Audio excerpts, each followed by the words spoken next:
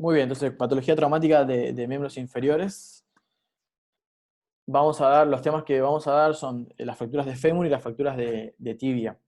En cuanto a las fracturas de fémur, vamos a dar las fracturas subtrocantéricas, las diafisarias y las de fémur distal. Y de tibia también, fractura proximal o fractura de platillo tibial, diafisarias y de tibia distal. En cuanto a las fracturas subtrocantéricas, son las fracturas que van desde abajo del trocánter hasta la zona del istmo del hueso. La zona del istmo del hueso es la parte más fina del canal del fémur. Ese es el concepto de fractura subtrocantérica. Aunque, como vamos a ver en una clasificación, muchas de estas fracturas tienen una extensión hacia arriba, hacia la parte intertrocantérica o la parte de la cadera. ¿Bien? Las fracturas diafisarias son las que van desde el trocánter menor para abajo, y ahora vamos a ver el límite cuando le explique esta, la fractura del tercio distal, son las fracturas del tercio distal del fémur. El tercio distal es eh, desde la línea interarticular a 9 centímetros para arriba, o un cuadrado que este largo tiene que tener el mismo ancho que la epífisis, la parte más ancha de la parte más ancha de la epífisis. Ese es el cuadrilátero que nos marca el tercio distal. En cuanto a las fracturas en fémur, en general tienen una incidencia bimodal, es decir, que se da en pacientes jóvenes, habitualmente por mecanismos de alta energía, que tienen lesiones asociadas, o también se da en pacientes adultos por un mecanismo de baja energía, es decir, un paciente se cae y se fractura el fémur. Todas estas lesiones, sobre todo las que son por alta energía, deben tener una evaluación completa y hacer el ABCD típico, el que aprendemos cuando evaluamos a un paciente de entrada. Ya que son de alta energía, ¿no? Las que son de alta energía. En cuanto a las clasificaciones, vamos a ver que las fracturas subtrocantéricas las vamos a ver según la clasificación de Steinheimer, las diafisarias y las distales las vamos a ver según la clasificación AO. Las subtrocantéricas, ustedes tienen que saber que la dividimos según esta clasificación, la dividimos en 5 tipos. La tipo 1 es una fractura que no está desplazada, la tipo 2 tiene 2 fragmentos, la tipo 3 tiene 3 fragmentos, la tipo 4, 4, y la tipo 5 tiene algo en particular que ahora se las voy a decir. La tipo 2 la dividimos en tipo 2A, cuando el trazo es transverso. La tipo 2B es cuando el trocánter menor forma parte del fragmento proximal, y la tipo 2C es cuando el trocánter menor forma parte del fragmento distal. Las tipo 3A tenemos, acuérdense que son fractura de 3 fragmentos, y la tipo 3A es cuando el trocánter menor forma parte de ese tercer fragmento, y la tipo 3B es cuando tiene un fragmento en ala de mariposa, le decimos que es a nivel lateral. La tipo 4, bueno, es una fractura de 4 fragmentos, y la tipo 5, aparte de ser cominuta, tiene una extensión hacia la cadera, o tiene una extensión intertrocantérica o hacia el trocánter mayor. En cuanto a la clínica, obviamente vamos a tener dolor, impotencia funcional, deformidad y hematoma. El estudio de diagnóstico del gol estándar es la radiografía. Siempre que tenemos una fractura de fémur, subtrocantérica o diafisaria o de fémur distal, hay que pedir el fémur completo, no igual que cuando tenemos una fractura de cadera, que solamente pedimos radiografías de cadera. ¿Bien? Porque siempre tenemos que ver las articulaciones que están por arriba y por abajo. Y tratar de pedir tomografía computada, sobre todo en las fracturas que son del tercio distal, ya que pueden comprometer la articulación, y ahí nos cambia un poco el tratamiento. Bien, estas son algunas radiografías, algunos ejemplos de unas fracturas subtrocantéricas. Fíjense que el trazo de fractura empieza por debajo del trocánter menor y se extiende para abajo. Es decir, la articulación de la cadera no está comprometida, salvo en la Steinheimer tipo 5, que ahí sí está comprometida. Esta es una fractura diafisaria de fémur, es más fácil de verla. Y esta es una fractura del tercio distal del fémur, en la cual ahí le hicimos como tratamiento transitorio una tracción transesquelética. Entonces, lo que ustedes tienen que saber es, cuando un paciente llega a la guardia con este tipo de fracturas, qué es lo que tenemos que hacer. Entonces, según el grado de desplazamiento y demás, el tratamiento transitorio que tenemos que hacer, o sea, el concepto del control de daño, es para que el hueso se quede en su lugar. Entonces nosotros podemos poner o un tutor externo, como vemos en esta imagen, o una tracción transesquelética, como vemos en esta imagen. Esto sirve, digamos, primero para manejo del dolor, fundamental. Y segundo, para que la fractura no se esté moviendo y no genere más hematoma. Y no es para, no es para alinear la fractura, ni mucho menos. Es para control de daño, nada más. Esa es lo que se llama, eso es la estabilización inicial. Luego hay que hacer una evaluación integral y después lo inmovilizamos con esto, o con un tutor o con una tracción transesquelética. Muchas veces cuando la fractura no tiene un gran desplazamiento la inmovilizamos con una valva o con una férula y nada más. Y luego pasamos al tratamiento definitivo, que habitualmente es un tratamiento diferido. Para las fracturas subtrocantéricas, el concepto que se tiene que llevar es que se trata con un clavo cefalomedular. Para las fracturas diafisarias, con un clavo endomedular. Fíjense la diferencia que hay entre el clavo cefalomedular y el clavo endomedular, es que el clavo cefalomedular tiene un tornillo cefálico, es decir, que va a la cabeza de la cadera. Como el trazo de fractura es alto, nosotros si ponemos un clavo solamente endomedular acá, no nos va a dar tanta estabilidad como si ponemos también un clavo o un tornillo cefálico. ¿Bien? Y las fracturas del tercio distal se pueden tratar tanto con clavo endomedular, como es este ejemplo, como con una reducción abierta y fijación interna, por ejemplo, con placas con tornillos. ¿Bien?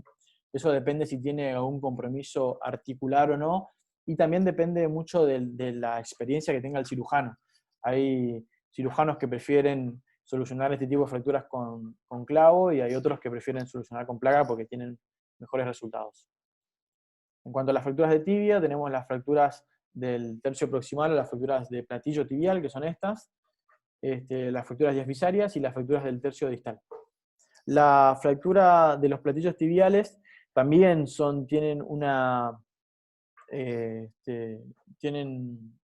bimodales, son del 1 al 8% de las fracturas de todo el cuerpo. Bimodales también, como le dije, se pueden ver en pacientes jóvenes con un mecanismo de alta energía o pacientes ancianos que tuvieron una entorsis de rodilla y se pueden fracturar.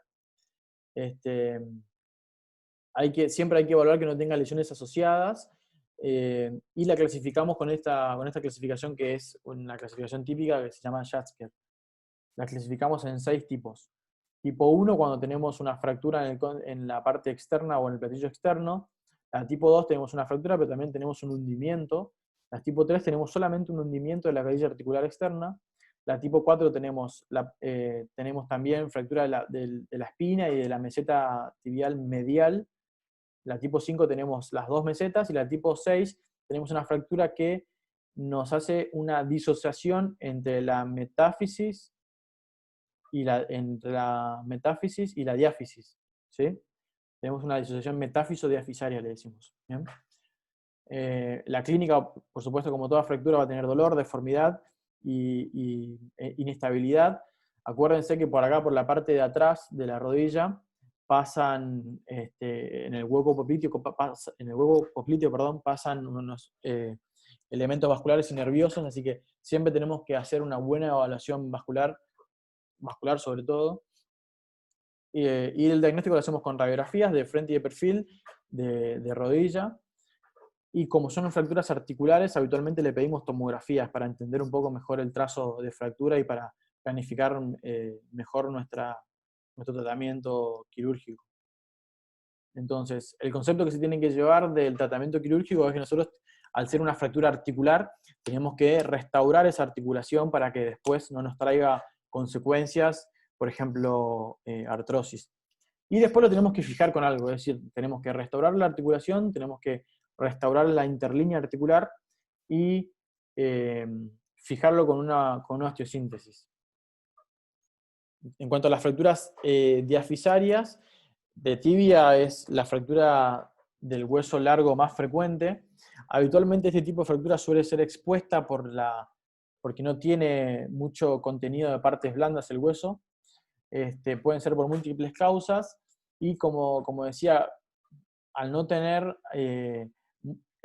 al ser el compartimento de la pierna pequeño, muchas veces se produce una lesión vascular y siempre tenemos que descartar que no tenga un síndrome compartimental por la fractura. Entonces, aparte, en cuanto a la clínica, aparte de evaluar el dolor y la deformidad, que es típico de la fractura, tenemos que hacer un buen examen físico en cuanto a la parte neurovascular. Como en todas fracturas de hueso largo, tenemos que pedir radiografías del hueso entero, no solamente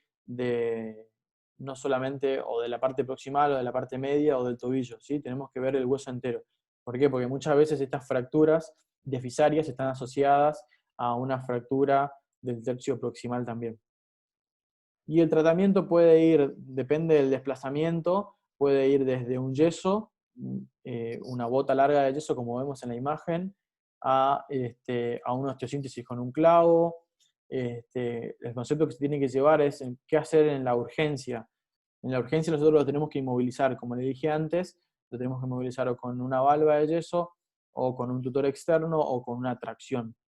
Y después el tratamiento quirúrgico definitivo, el gol estándar de las fracturas diafisarias de tibia es el clavo endomedular, pero sepan que se puede usar este clavo que se usaba antes, en realidad que ahora casi no se usa, que es un clavo tipo Ender, es un clavo flexible, que después cuando aparecieron los clavos endomedulares se dejó de usar un poco, pero en algunos lugares lo pueden llegar a ver. Y como le dije, todas estas fracturas que son de tibia y sobre todo la tibia distal, que el compartimento no tiene mucho espacio para expandirse, es muy frecuente ver este tipo de lesiones en la piel por sufrimiento. Entonces, siempre evaluar también las partes blandas. Antes de hacer un tratamiento definitivo, nosotros lo citamos al paciente y esperamos que mejoren las partes blandas para hacer un tratamiento quirúrgico definitivo, porque si operamos con estas partes blandas tenemos muchas chances de infección. Como está próximo a la articulación, aparte de pedirle las radiografías típicas de frente y de perfil, siempre le pedimos tomografía para ver que la fractura no tenga una extensión hasta la articulación. Entonces, el tratamiento en tibia distal también es el mismo. Esperar, siempre tratamos de no hacerlo ni bien llega el paciente o a los 2 o 3 días, sino esperar que mejoren las partes blandas y después recién hacer un tratamiento definitivo. Y el tratamiento definitivo, como le dije, puede ser con un clavo endomedular, como ven ahí, en las dos primeras imágenes de la izquierda, o puede hacerse con placa con tornillos. Esto, como le dije, depende de la experiencia de cada uno, de cómo se siente cómodo cada cirujano. No hay una regla específica, digamos, de cuándo hacer un tratamiento con una u otra cosa. Entonces, como resumen, lo que tienen que llevarse es que estas fracturas muchas veces se dan por alta energía, y cuando la fractura es por alta energía deberíamos hacer el ABCD que aprendemos en el ATLS y evaluarlo al paciente en forma integral. Tienen que llevarse que las fracturas que están próximos a la articulación, nosotros deberíamos tratar en el tratamiento que hacemos, restaurar la articulación para no tener secuelas a posterior. Saber cuál es el tratamiento inicial y cuál es el tratamiento definitivo de cada una de las fracturas, y saber que el tratamiento definitivo pueden ser o con clavos endomedulares o podemos hacer una reducción abierta y fijación interna con placa con tornillos. Bueno, eso es todo.